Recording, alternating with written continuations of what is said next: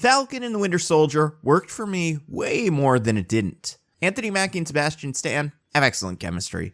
I found the writing, specifically the show's commentary on race, compelling and honest. I loved the fall of John Walker and believe Wyatt Russell brought a surprising amount of nuance to that role. And of course, the action was at that high level that I would expect from an MCU affair, and it did an especially good job of capturing the difference in style between Falcon, Bucky, and Walker. It was a good time. Was it perfect? No. But what is? Paddington? Speed Racer? The Choco Taco? Season 3 of Daredevil? Cats? Mountain Dew Baja Blast? That's about it. But Falcon and the Winter Soldier was not as good as Baja Blast. Or Gamer Fuel, maybe up there with Code Red. And let me be clear, it was a miracle that this show works, considering how they needed to take a big break because of a certain worldwide health emergency. And showrunner Malcolm Spellman confirmed that there was a plot that was cut from the show, although he specifically said it was not about a pandemic. Which, Malcolm, or whoever told you about my video, thank you for watching, and please, please, please let me write for your show. Or give me any other job, I do not care, I would clean the toilets at Marvel. Anyway, while it was generally a win, I do believe a few things about Falcon and the Winter Soldier didn't hold up. While I love all the acknowledgement that I was right to never trust Sharon Carter, I don't think the reveal that she was the power broker really worked for me. I also found the decision to redeem the cop character wild, just a week after he had murdered a surrendering flag smasher and tried to murder the Falcon. And while I enjoyed Zemo, I almost think he was too good. It felt like he pulled focus from Sam and Bucky at the very moment when their buddy cop dynamic really needed room to breathe. And more than anything else, I think the Flag Smashers fell flat for me. I think there was a ton of potential there, but the execution never lived up to that promise. And I'm far from the first person to make this point. And I'm sorry, but I don't have one small change that can, air quote, fix them. I have two. They're kind of related, but still feel separate enough to stand on their own. So I'll start with the easy one. When we are introduced to the Flag Smashers by Torres, we get their introduction. They want a world without borders, and they think things were better during the blip. World Without Borders is perfect. Fits the name, turns Carly into a good antagonist for any wannabe Captain America, connects the show to real-world issues, making the conflict more relatable, and it gels with how the character usually works in the comics. Except, she does not smash any flags. I joke, but in his initial comic appearance, the Flag Smasher smashed a bunch of flags and then destroyed a flag manufacturing factory. That is all real. I talk about it in this video's Nebula Plus segment. Anyway, anti-nationalist Flag Smasher works. But here's small change number one. The Flag Smashers should have nothing to do with the blip. I understand the temptation to use the blip as an allegory for a real-world crisis like a war or a natural disaster. Like, I'm a huge X-Men fan, and like Deadpool said, "We're the X-Men, dated metaphor for racism in the 60s, so respect." It can be a very powerful storytelling device, especially in comics. However, I don't see the benefit here. We have plenty of refugees in the real world caused by things that still exist in the MCU. Wars, hurricanes, drug cartels. All those things can exist in the show without much need for explanation. So, the idea that the Flag Smashers thought things were better during the blip is unnecessary. They already have plenty of reasons to believe that the world would be better without borders. And we have people in the world today who believe the world would be better without borders. So the way we are heightening that idea is by giving those people superpowers and seeing what they do with it. I don't think we necessarily need to tie that to another comic book premise. And not to nitpick, not unlike my podcast Mostly Nitpicking, that begs the question, what did happen during the blip? A question we don't really have an answer to. Like the axiom of good writing is show, don't tell. But if you can't show, you at least need to tell. Falcon and the Winter Soldier does not bother to show or tell until kind of episode 4. It's a confounding decision. Anyway, you have two options. Either show life after the snap, but before everyone returns. Maybe make that the opening scene of the first episode. Or don't bother. And since I don't have a strong feeling one way or the other, I'm just gonna say don't bother. Because I have a second change that I think is way more important. We meet the Flag Smashers as an organization when they are essentially fully formed. And I think that is a huge mistake, because in a story like this, we should see them happen. And that's small change number 2. The Flag Smashers should evolve over the course of the season. And I have a very basic outline here for how I would imagine season 1 would have gone. Episode 1 starts out as just Carly. There is no Flag Smashers. She's just stealing from rich countries, giving to poor countries. She uses her superpowers to hijack shipments of supplies for places like the United States and gives them to locals. Believes in open borders. Carly stole the super soldier serum while in Madripoor and took it herself. We can even see the beginning of her story. She's a child, never had a home, saw nationalism as the big problem that she needed to solve. All of the MCU villains we really like have an introduction that endears us to their character. Vulture, Killmonger. We start those movies with the moments that set those characters on their paths. So Carly deserves the same. And episode 1 still ends with the bank robbery, but it's not the entire gang, just one person robbing the bank and getting in a tussle with security. It's caught on tape. Torres sends the tape to Sam because he hears about it and he says, "Oh, Sam, this is the kind of thing you should probably be dealing with, especially because this might be a super soldier, and you and Bucky know more about them than anyone else." Then episode 2.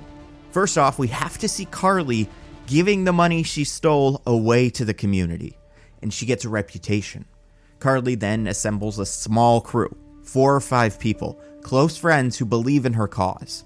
They do bigger heists as a group, steal vaccines. This scene is not the gang transporting the vaccines they already stole. We jump into the heist. They are stealing vaccines from someone else. Carly gets the attention of Sam and Bucky and Walker and the power broker. This episode is where the Robin Hood thing starts. Episode 3, the movement grows bigger. We've got maybe 20, 30 people now. Masks are made. We learn that Mama Donia, Carly's mentor, who raised Carly and taught Carly all of her values, dies from tuberculosis. Carly robs the GRC building, and this is a change. A member of her group destroys it without her approval. This gets Carly and the newly coined Flag Smashers more attention. Episode 4. This needs to begin with Carly reprimanding the person who set off the explosion. That person was too extreme. Sam hears that it wasn't Carly's fault and believes Carly can be reasoned with. That explosion was out of character for her, so maybe it was a mistake. She explains the movement to Sam. Walker intervenes. The serum is destroyed. They don't need it anymore because the movement is bigger than one soldier. And then, during a fight, Lamar is killed. And Walker kills a Flag Smasher. Also, originally, I thought it should be this guy. The long-haired Flag Smasher. Kill the one that Carly has a relationship with, who she can confide in. That will make the death more impactful and help to explain why she's on this path. Maybe he was the good angel on her shoulder, and now that he's gone, Carly might do things that he would have talked her out of doing in the past. But then I came up with small change number 3. I know. So many small changes, but this one is a doozy. See, late game Flag Smashers are complicated. Episode 5 did not have all that much flag smashing, but episode 6 was the Flag Smashers endgame in action. The finale. And it was very stupid, aimless, cruel. It didn't say anything interesting about their beliefs. Say what you will about episodes 1 through 4 Flag Smashers, but at least their goals were defined by their ideology. And then it hit me. That could be the point.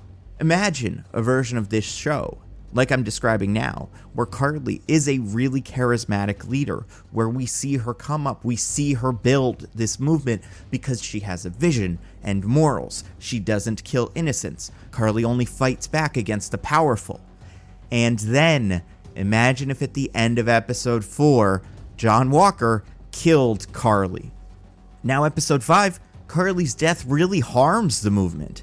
The attention makes the Flag Smashers incredibly sympathetic, and the movement grows, but they are an army without a leader, until who to our wandering eyes should appear but Batroc, and he wants the group to make a big move. The other original Flag Smashers are hesitant, but Batroc knows what he's doing, and he's tough, so they go with him. and Batroc decides to activate all of the Flag Smashers and new Flag Smasher sympathizers that can get to New York and use them to attack the GRC. The end of episode 5 was the moment where I remembered why the Flag Smashers were a big deal. They are a movement that uses social media and technology to spread their message. So if we see that movement growing over the course of the season, it'll feel like they're really becoming something. But as movements tend to do, especially when a visionary leader is killed, things get messy. Other people try to take over.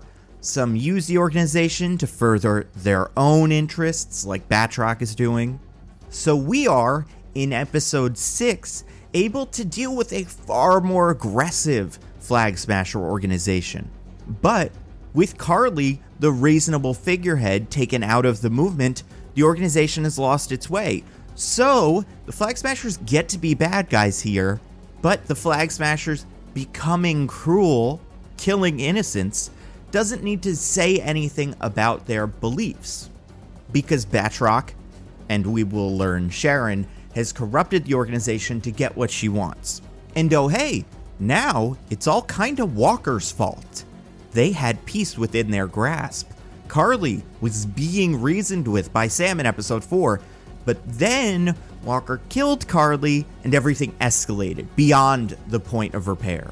And that's why Sam is such an important figure here. He's always trying to de-escalate things because he knows something like this could happen. And Walker never got that. So now all of Walker's flaws, his impulsiveness, everything that makes him a bad Captain America, set the finale in motion. And everything that makes Sam a better Captain America can help to resolve it. Now, Carly's cause is incredibly sympathetic, and when Sam makes that speech at the end of episode 6, he can make the point, the person who started this organization, Carly Morgenthau, the person who John Walker over there killed, she didn't want anything like this to happen. She just wanted people to be respected all over the world, regardless of what country they were from. And you politicians are going to use these more extreme Flag Smashers as a way to demonize that movement, but that was never what Carly wanted. And you guys have two options here. Either you listen to these disaffected people, try to figure out what led them to join the organization, and see if there's something you can do to help them, or the organization will keep going and another person like Batroc or this power broker, whoever that is, will take advantage of that anger and that frustration and use it to make things worse for everyone but them. Hell, this moment in episode 6 can even be at a standoff between police, the politicians, and other Flag Smashers that Sam can literally get in the middle of and say, these people are not your enemy. You're all being used by selfish people who want more power for themselves. So now the disorganization and the chaos at the end of episode 6 speaks to how effective of a leader and antagonist Carly was. It's the best of both worlds. Oh yeah, and what does US Agent do? I'd like to see him try to solve the Flag Smashers problem with more brutality before Sam comes in with compassion. Personally, I don't think his character deserves redemption, and I believe he is far more interesting without it. I might make a whole video about why. Who knows? But I want a version of Walker who is confident in himself and his jerkiness when he goes on to lead the Thunderbolts or Dark Avengers or Force Works or whatever the logical next step for him is. And speaking of logic, if you want to use logic to expand your mind, I would highly recommend this video's sponsor, Brilliant. Brilliant is science and math enrichment learning. On Brilliant, you take short, challenging quizzes on whatever topics you want. And it isn't only super technical things like geometry or programming, although those are both there. I, for example, took courses on logic and search engines. What I love about Brilliant is either you get the answers right and you feel really smart, or Brilliant walks you through the correct answer so you learn the way to solve the problem and learn those concepts. And to support this channel and learn more about Brilliant, go to brilliant.org/NandoVMovies and sign up for free. And the first 200 people who go to that link will get 20% off Brilliant's annual premium subscriptions. Go check them out. As always, I have to give a humongous thank you to everyone who continues to support the channel on Patreon. You guys are the best. If you want to see your names up here, get access to videos early, other cool stuff, throw in literally any amount of money at patreon.com/NandoVMovies. You have no idea how much I appreciate it. Also, listen to my podcast, Mostly Nitpicking, where every week me and my friends DJ and Diggins pick apart a piece of pop culture by looking exclusively at the details. We've done an extensive 3 episodes, so I guess not that extensive, but we've talked about the first 2 Mortal Kombat movies and the new Mortal Kombat movie, which we have some very strong opinions about. And finally, follow me on Twitter, Instagram, Twitch, TikTok. I'm NandoVMovies on all of those platforms. It's where I post updates on videos, podcasts, whatever else I'm working on, things I'm guesting on, fun stuff like that. That's all I've got. Stay safe, and we'll see you next time.